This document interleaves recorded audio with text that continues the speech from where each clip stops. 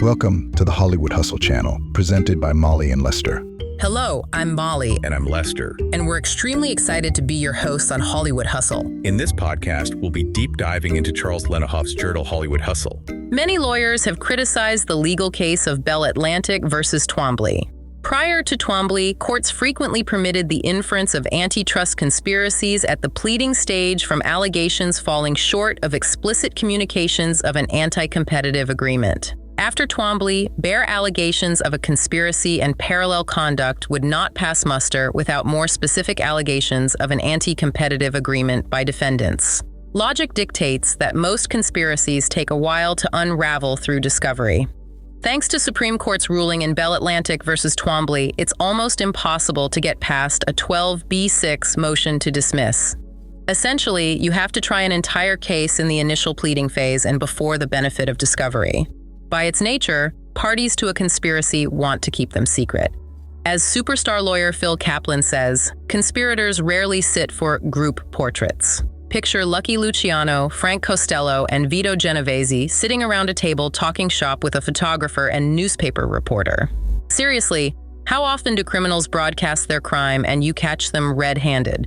Unfortunately, direct evidence of an agreement is many times lacking, or it just takes a while to piece together, as in Lenhoff versus UTA and ICM. During the litigation, Lenhoff dissected the TV packaging market and discovered some eye-popping facts. Since 2002, the Uber agency packaging monopoly has risen by 20 points to a dominating 94% of the market, while there was a 71% reduction of competing agencies. Lenhoff drilled down and kept asking questions. He talked to a dozen former studio and network bosses. Sam Haskell's name kept coming up.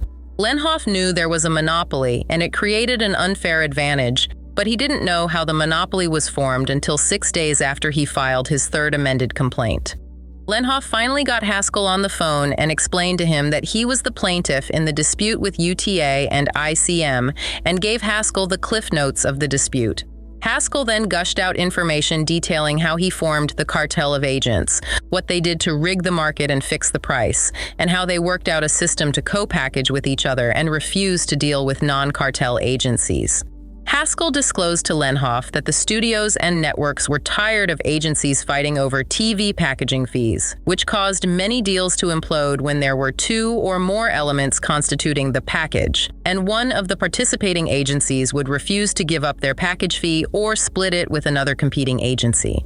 Of course, the studios and networks refused to pay a higher percentage, as they were fighting to have TV package fees eliminated permanently. So Haskell and Lenhoff believes Walt Zifkin cooked up a scheme allowing for a secret cartel of Uber agencies, CAA, ICM, Endeavor, and Paradigm, to agree on a fixed price for their packages of 3-3-10 and co-package exclusively with each other, which essentially gives them stock in each other's company. Let's get into the deep dive.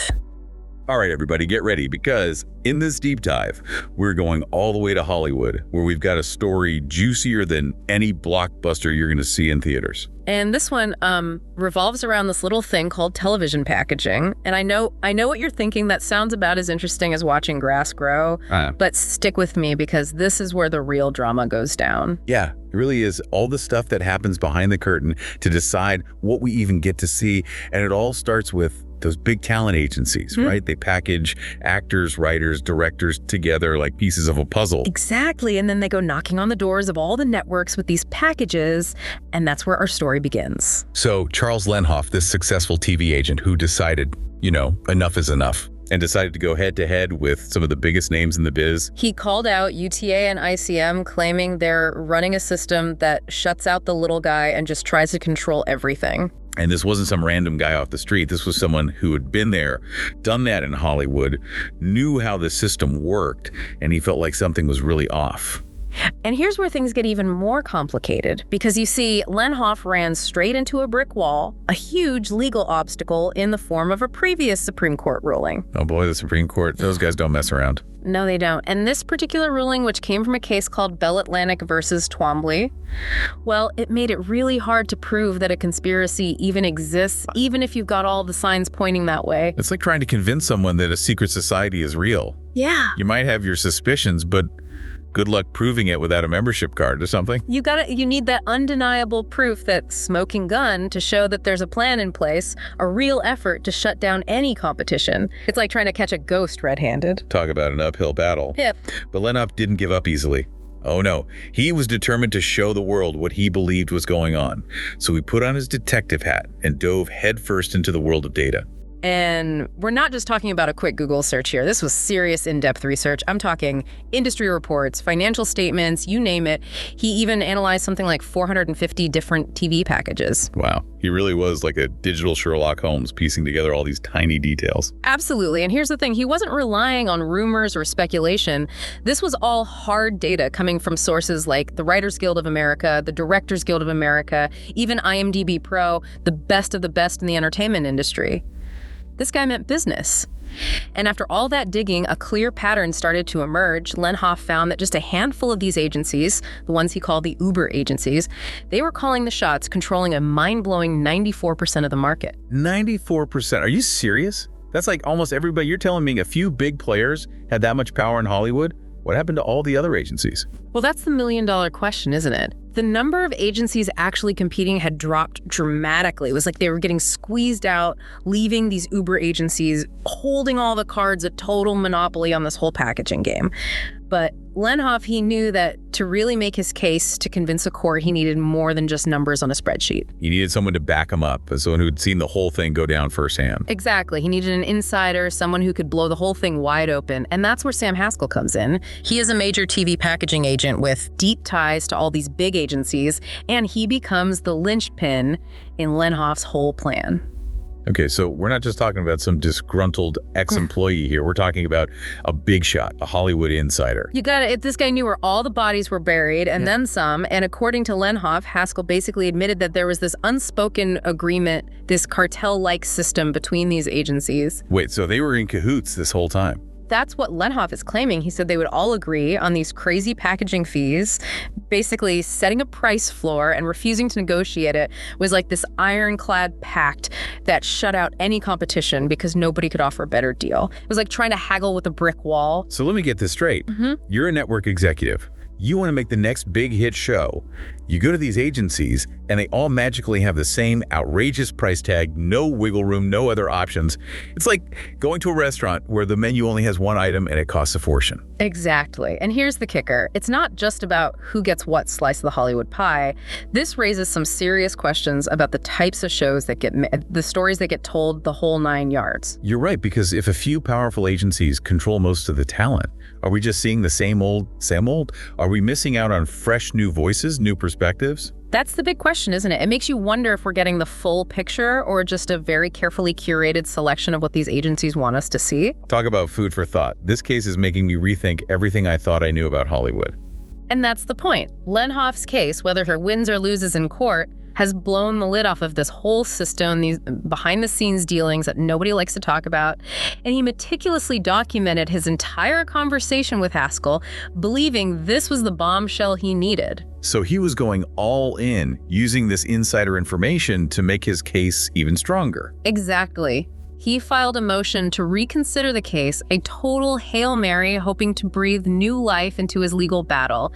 And including Haskell's alleged statements was a bold move, a direct shot across the bow of these powerful Hollywood players. He wasn't just fighting for himself anymore. It was about something bigger, a system he believed was broken and needed to change. He was a man on a mission, shining a light on these shady practices and forcing everyone to pay attention. Whether he wins or loses, Lenhoff's determination to expose this alleged conspiracy has started a conversation, a much-needed debate about transparency and fairness in Hollywood, and that's something that will probably outlast the legal battle itself. Absolutely. It's a classic David versus Goliath story, one man taking on the giants of Hollywood. But here's the thing, actually proving these allegations in court, especially with that high bar set by the Twombly ruling, well, that's a whole other story. Yeah, it's that old saying, right? It's not what, it's what you can prove. Yeah. So where does that leave Lenhoff in his case? Does he have a real shot at winning this thing? That's the million-dollar question, and it really highlights just how tough it is to change the system even when you suspect something's off.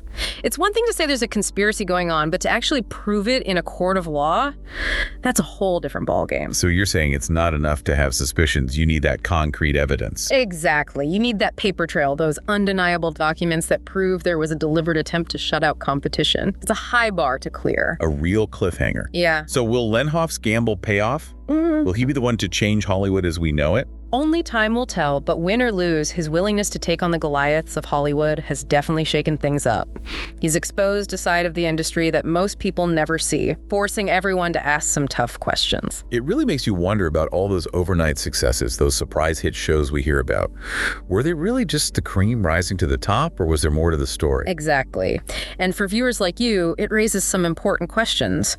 How much power should these agencies have? Should we be concerned about whether everyone has a fair shot in an industry that influences so much of our culture and entertainment? This deep dive has been a wild ride behind the scenes of Hollywood, uncovering potential conspiracies, legal battles, and one man's mission to shake things up. It makes you realize that what we see on screen is just the tip of the iceberg with all sorts of complex power dynamics at play. So next time you're enjoying a new movie or a TV show, just remember, there's a whole lot going on behind the scenes. Negotiations, deals, and maybe even conspiracies, all shaving what ends up on your screen. It really makes you think who's benefiting from all of this and whose voices might be getting lost in the shuffle.